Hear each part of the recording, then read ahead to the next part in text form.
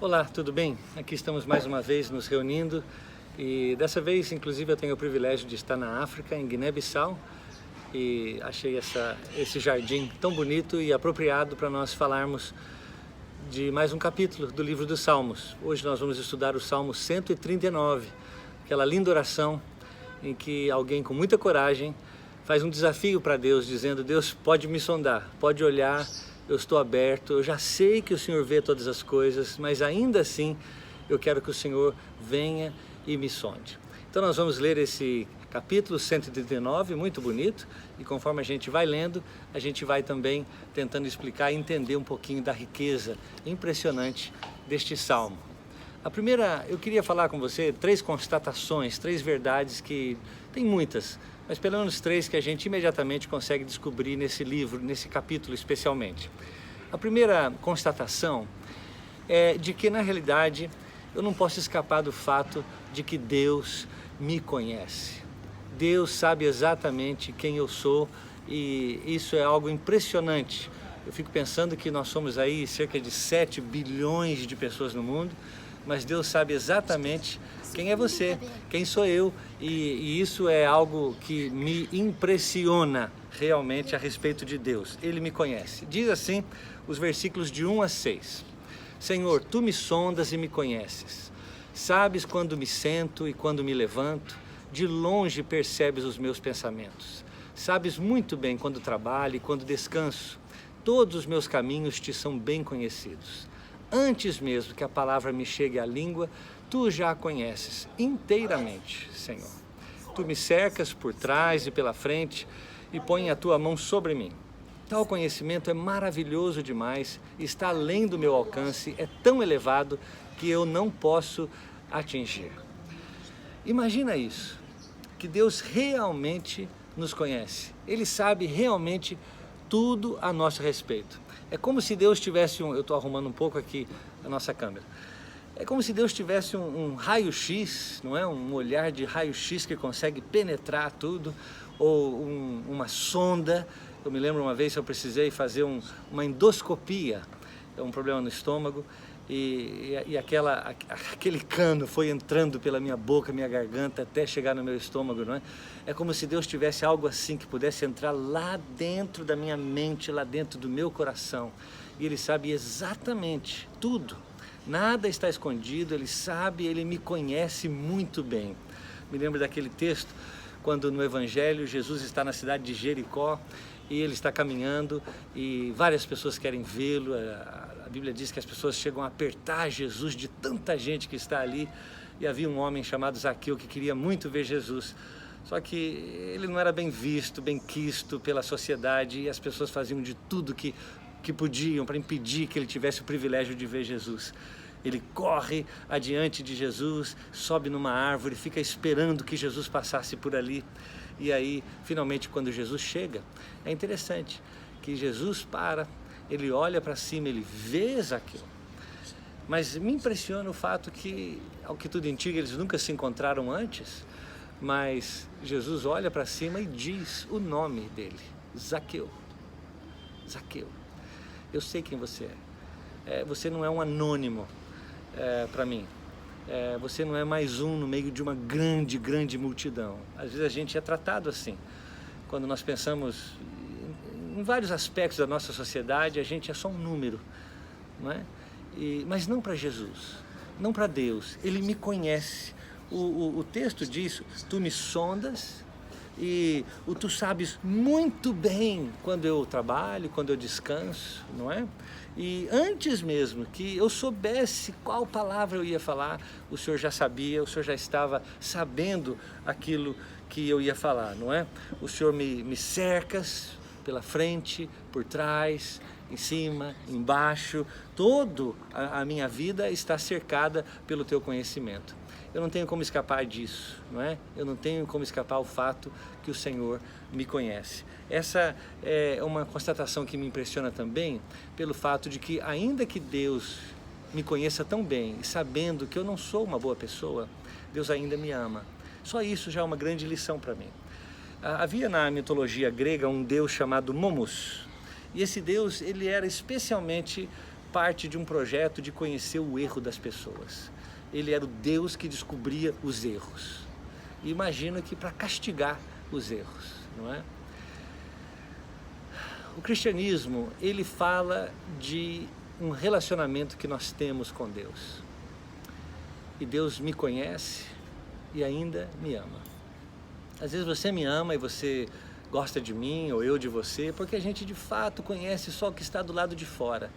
A gente não conhece profundamente a vida um do outro. Tem hora que nem eu me conheço mesmo e às vezes chego até a me surpreender de algumas coisas que eu penso. E faço, não é? Que não deveria. Você lembra daquele texto em 1 Samuel capítulo 16, quando Deus ordena que o profeta Samuel escolha um novo rei para Israel. E ele vai ali à casa de Jessé e tem aqueles filhos fortes e bonitos e batalhadores da guerra. E então Samuel começa a achar que poderia ser ele, um deles, o próximo rei. Até que então Deus diz para Samuel: Samuel, eu não sou que nem vocês.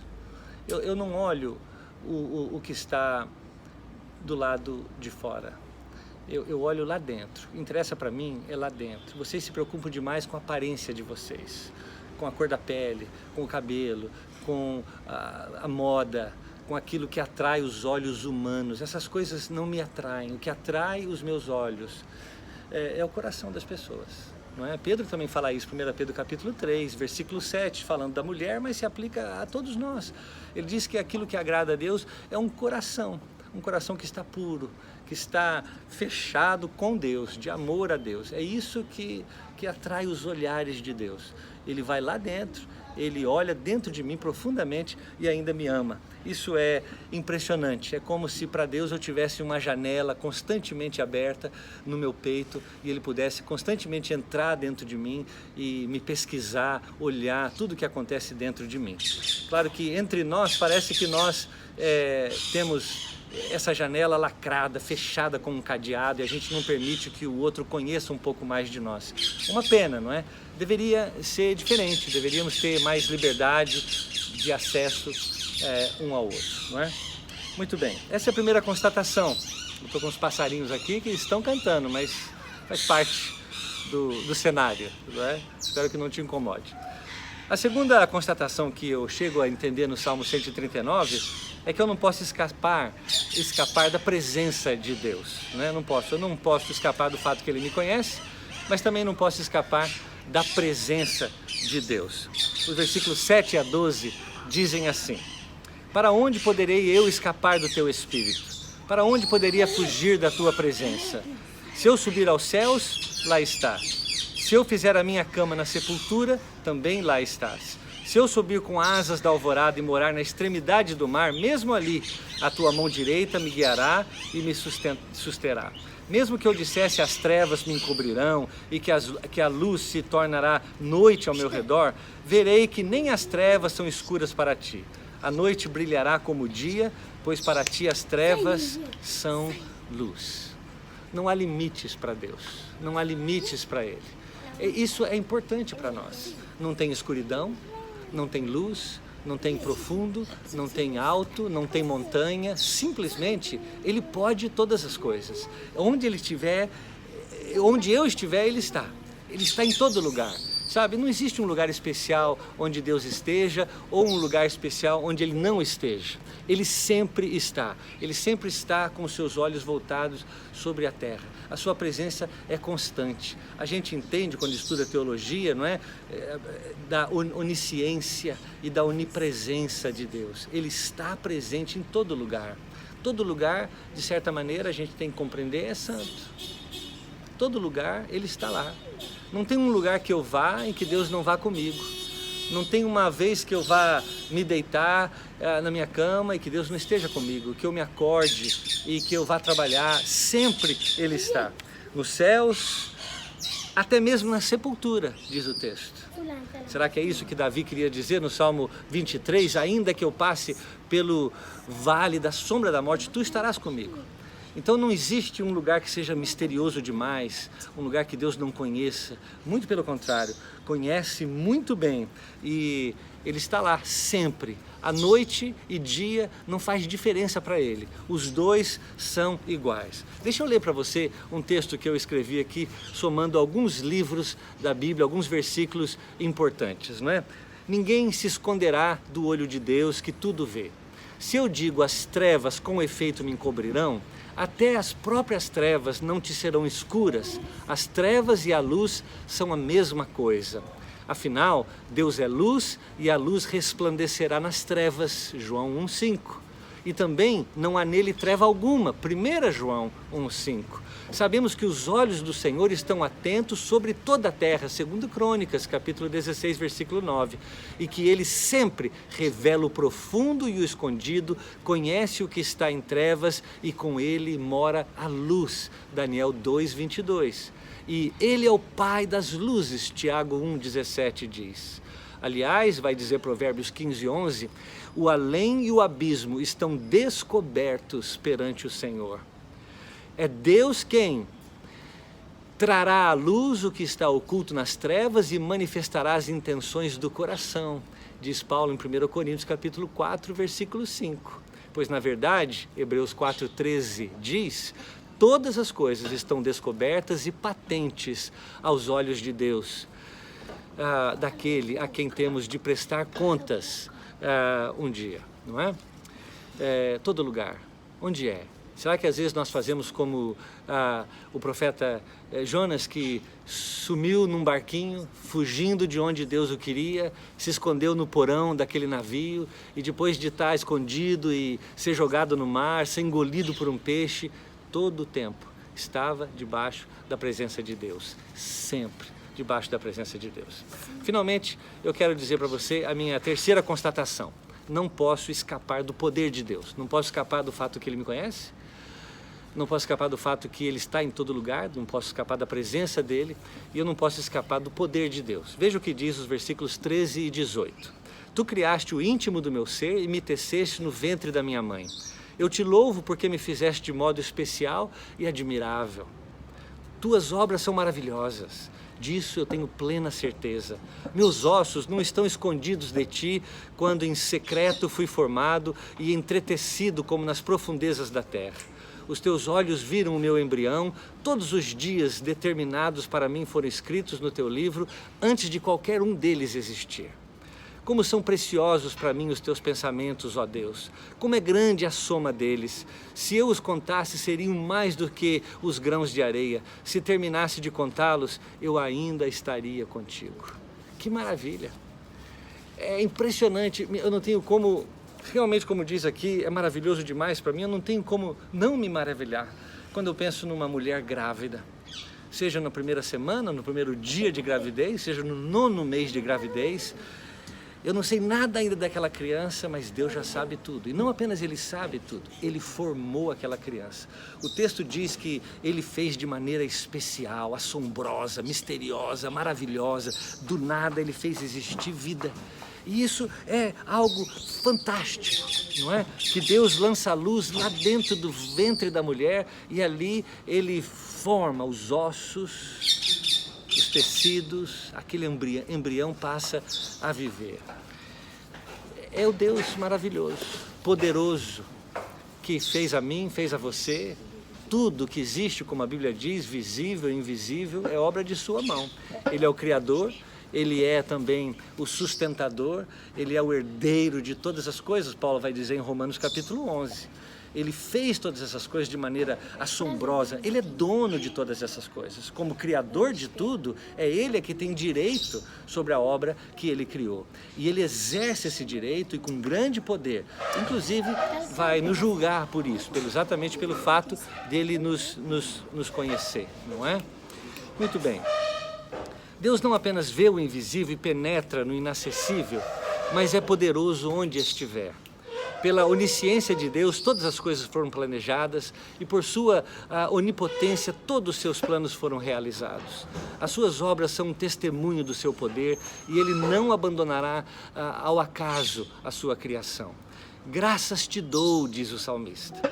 Não nos esqueçamos de que temos muito a louvar ao Deus que nos fez de maneira tão maravilhosa. Ele que nos formou, Ele que nos deu vida. Você existe porque Ele criou você, porque Ele deu vida para você de maneira maravilhosa. A sua mente, a sua emoção, o seu corpo, as habilidades que você tem, tudo exatamente é isso que Deus fez. Eu gosto demais de uma citação do C.S. Lewis, um dos meus autores favoritos que gosto, é um autor que nasceu na Irlanda, mas foi professor em Oxford, em Cambridge, na Inglaterra, e ele diz o seguinte: enquanto você pensava que estava sendo transformado em uma pequena, decente cabana, Deus na realidade estava fazendo de você um palácio. O seu plano é vir e habitar neste palácio. Imagine isso. Deus fez você de maneira maravilhosa, misteriosa, e o plano dele é que você seja um palácio, um templo, onde Deus vai habitar, não é? Precioso para mim, ó Deus, são os teus pensamentos, o salmista diz. Os pensamentos de Deus são preciosos e deveríamos desejar conhecê-los. O cientista Isaac Newton declarou que queria pensar os pensamentos de Deus. Assim também orou Paulo, desejando levar cativo todo o pensamento à obediência de Cristo. Ele diz na segunda carta aos Coríntios, capítulo 10, versículo 5. Não é? Deus é tão maravilhoso, tão maravilhoso. Eu gosto de uma pequena historiazinha que uma vez eu vi de um homem e um garoto conversando, e um dia um homem um pouco cético, vendo tanto sofrimento no mundo, disse assim: onde está Deus? O garotinho responde: está errado. A pergunta na realidade é: onde Deus não está? Ele está em todo lugar, não é? O amor de Deus é um amor santo, meus irmãos. Fomos feitos de modo a termos a imagem moral de Deus. Nossas almas foram feitas para funcionar praticando a adoração, observando as leis, a fidelidade, a honestidade, a disciplina, o autocontrole, para servir a Deus e ao próximo. Se abandonarmos essas práticas, não apenas seremos culpados diante de Deus, mas também progressivamente destruiremos as nossas almas. O J. Packer, que é um teólogo inglês residente no Canadá há muitos anos, ele diz que a consciência se atrofia, o senso de vergonha desaparece, a nossa capacidade de fidelidade, lealdade, honestidade é destruída e o caráter se desintegra se nós não observarmos Deus de verdade em nossa vida como aquele que nos fez, que nos vê e que ainda assim nos ama.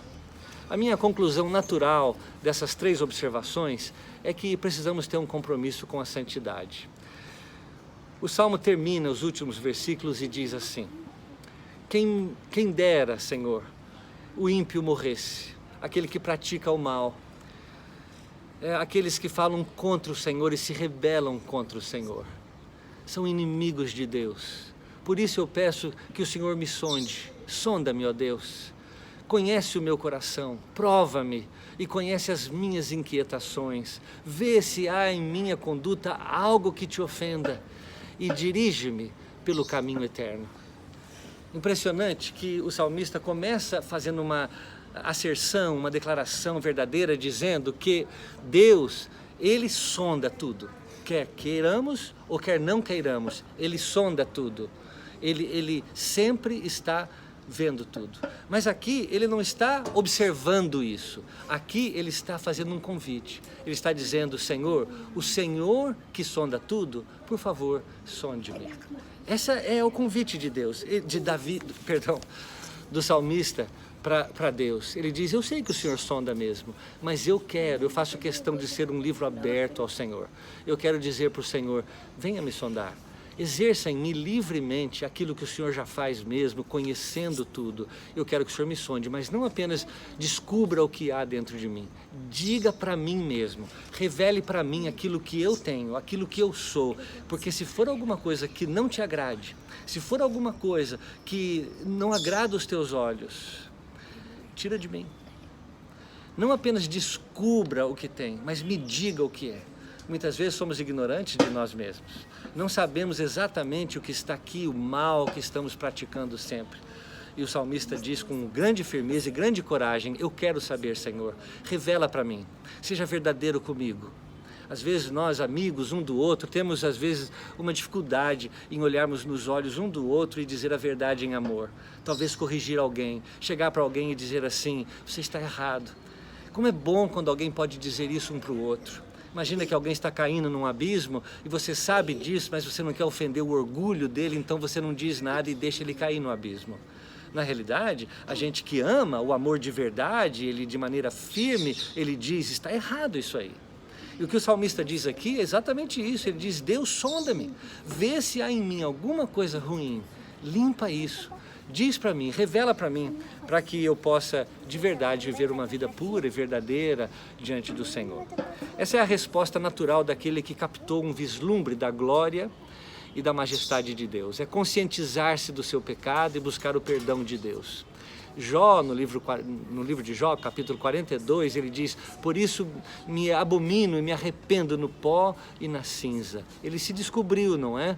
Ele se descobriu que Deus é tão puro com seus olhos tão santos, e Ele visita os nossos corações tantas vezes e se depara com tanta maldade, com tanto pecado, não é? Abacuque capítulo 1 também fala sobre isso, sobre os olhos puros de Deus. Então eu não quero isso, eu quero que Deus venha e me purifique disso na realidade, não é?